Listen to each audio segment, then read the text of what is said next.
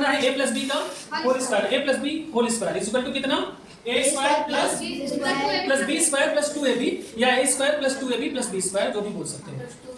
इसको हम लोग कैसे प्रूव करेंगे?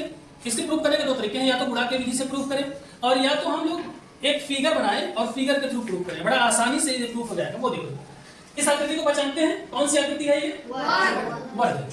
वर्ग का पहचान क्या होता है? वर्ग की चारों भुजाएं आपस में क्या होती हैं? बराबर होती है ना? यहां से यहां तक हमने क्या मान लिया? ए। बचा कितना है? सपोज किया, मान लिया बी। तो अगर ये पूरी साइड, ये पूरी भुजा ए और बी हो गई, तो ये वाली भी कितनी होगी? वर्ग है ना? तो ये भी क्या होगी? ए और बी। नीचे भी क्या होगी? नीचे भी क्या होगी? ए और बी। और इधर वाली भी क्या होगी?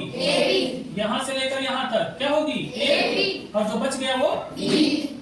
हम इसको बीच में भी इसके लाइन खींच लेते हैं ऐसे, यहाँ से यहाँ तक ये और यहाँ से यहाँ तक। अब अंदर भी हम लोग इसके डिसाइड कर लेते हैं। अंदर की तरफ क्या मान लिया? ये ए है तो ये भी क्या होगा? ए। बाकी तो वो ए है, ये ए है तो नीचे भी क्या होगा? इसी जस्ट बराबर ए। बाकी तो ये ए है ना? ये बी है तो ये भी कितना होगा? बी। बाकी नीचे बी है।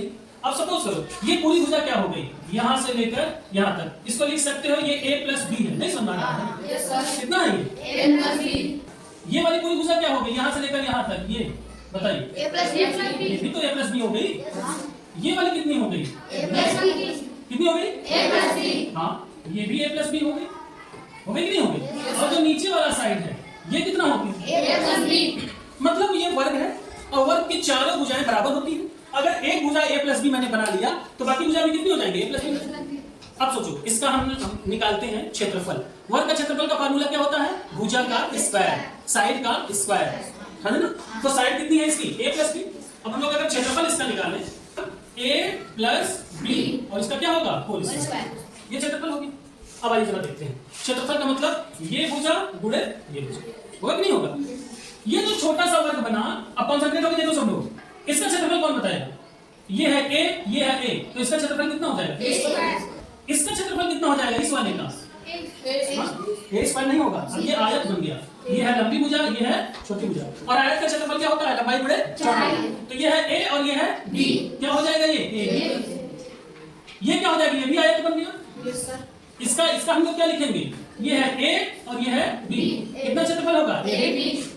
और ये वाला कितना हो जाएगा? B square. क्यों? क्योंकि ये भी भुजा बी है और ये भी भुजा बी है, तो दोनों बराबर हैं, तो ये वर्ग है। पहचानो इसमें, ये क्या है? वर्ग। ये क्या है? वर्ग। ये क्या है? आयत। ये क्या है? आयत।